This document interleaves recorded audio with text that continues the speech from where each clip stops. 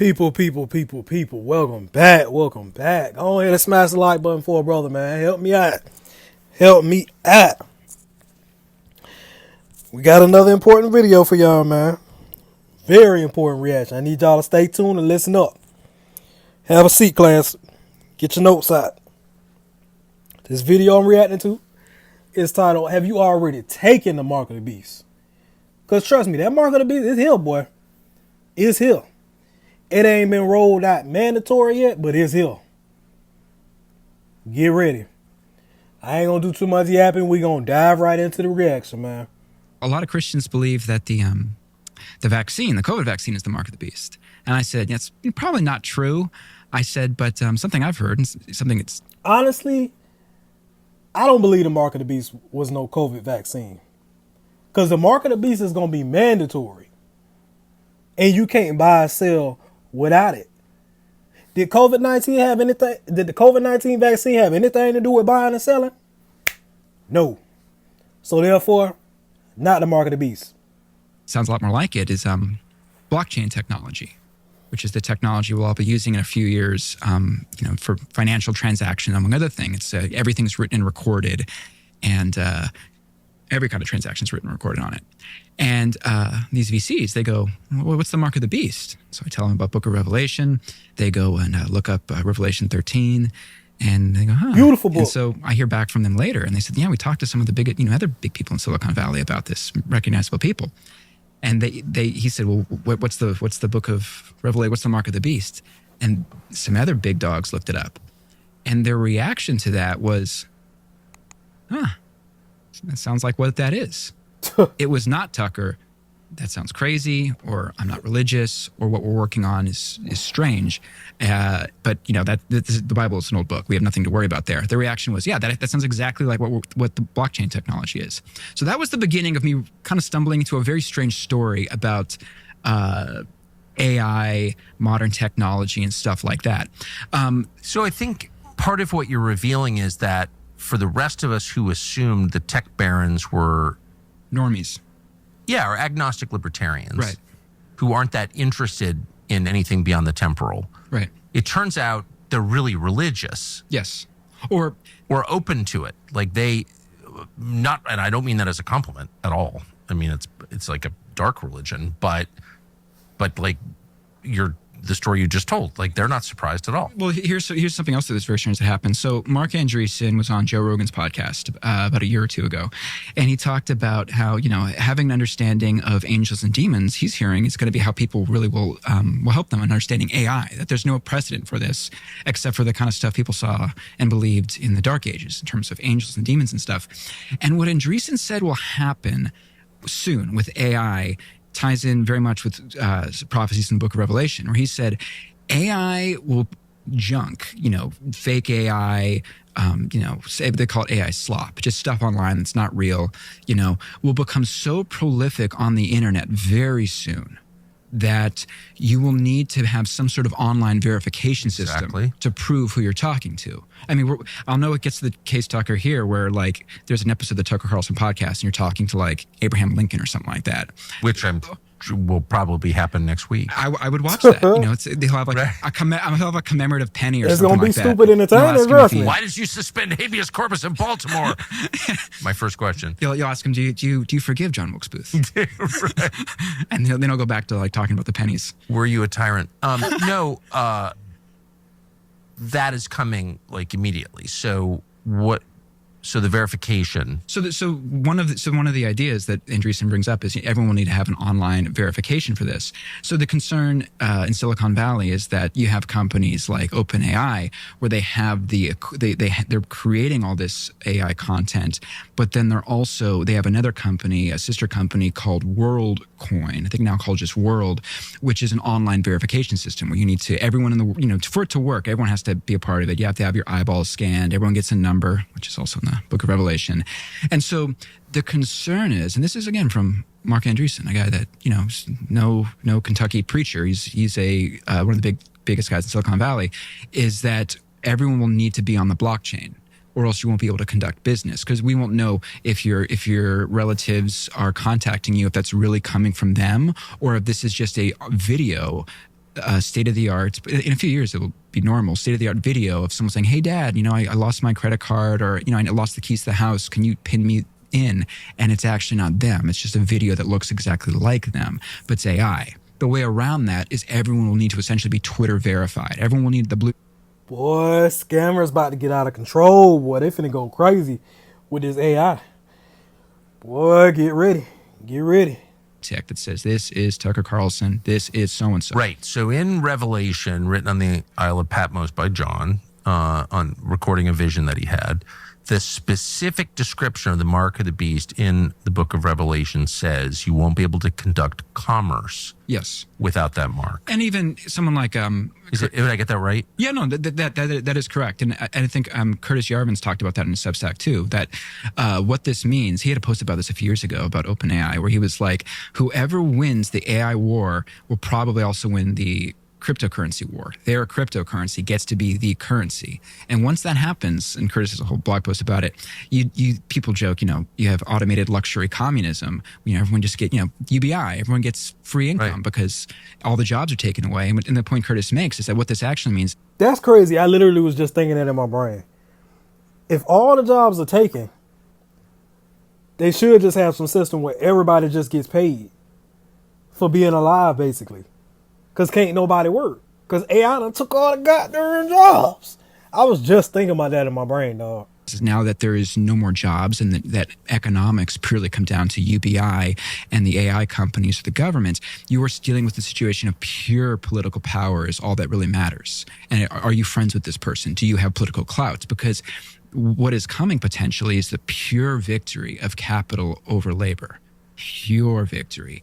And there are no workers. Everyone loses their job and everyone gets UBI.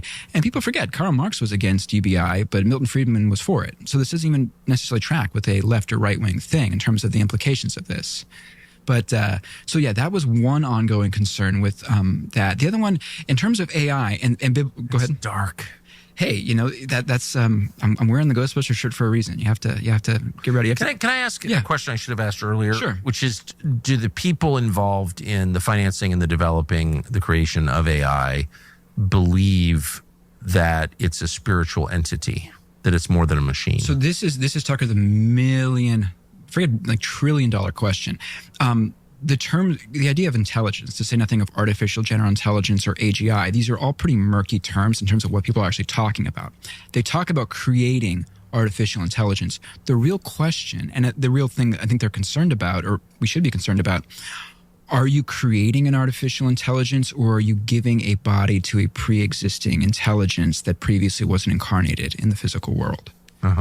So, here's a question from, here's a quote from Turing, the famous. I know what I think. The question is, what do they think? We've got a new partner. It's a company called Cowboy Colostrum. It's a brand that is serious about actual health, and the product is designed to work with your body, not against your body. All right. I is see you. Go ahead and skip through this now. Get back to the good stuff. Right. Something Turing said was... and will you explain who Turing is? Alan Turing. I know he's, he was one of the forefathers of... I can't articulate him well enough that I'm going to say something off. Yeah, I know he was very important for cracking the codes in World War II. There was a movie 10 years ago about him, but I forget his exact Wikipedia first sentence. But he's very influential in the history of computer science. But... Turing showed the limits of computation. All computers are dependent on outside programmers that he calls oracles. He wrote, "We shall not go any further into the nature of this oracle apart from saying that it cannot be a machine." So, sorry, let me back up. Let me back up a second. That excerpt right there was from a book by George Gilder. George Gilder, brilliant futurist, about 80 today. He was covering incels back in 1971 for Commentary magazine. He was writing about the future of the internet in 1990. One of the most brilliant futurists. Really? Yeah, guys. wrote one of the great books ever called Men and Marriage. Yes, and I should have said this at the beginning of it. I was initially a very heavy AI skeptic in terms of AI apocalypse stuff. Not necessarily AI in general, but just, people who think that AI will take over the world, I put on par with like the kind of late night Reddit reading of like people who think zombie apocalypse is going to happen. Where it's like, look, if this helps you sleep better at night to think of like weird scenarios, that's great. But I was like Han Solo. I'm like, no AI thing's going to get involved in my, could not have written off more. And in part because I'd read George Gilder's book about AI that came out a few years ago. And he makes the point that machines, as Turing says here, the machine can't really truly understand what it's doing. He says, I'll say it again, we shall not go any further into the nature of this oracle from saying a machine can't do it. And so I stopped there. What a lot of people are concerned about and what Silicon Valley is seemingly getting up to, okay, so a machine can't be aware of what it's doing. If there is such a thing as demons, angels, spirits, as Aleister Crowley called, which there are. Come on, get to it. Disincarnate intelligences, not artificial intelligences, but disincarnate ones. What Don't are know we? What that means. Could those things? Disincarnate meaning intelligence without a physical body. Yeah. Could we be creating a physical body for the demonic? And with Nick Land, yes, that's exactly what's going on, my boy. The evil spirit walking this earth. It's basically like we just giving it a little body. Here you go. Have fun. And then they gonna be real sly and cunning and make you think they're doing a thing for the world, a justice for the people. Make you think they're innovating for the people. When in reality they got deep dark plans under their sleeves, boy. Rubbing their hands together like Birdman. One of the things that was the most chilling things I read that really I was like, okay, I have found a horror story, is the 333 that was his, I think it was like his profile picture or something like that. And why was he into 333? Well, I found out, reading his old tweets, 333 is the highest intelligence in the universe. And I found out that it represents this demon Karanzan.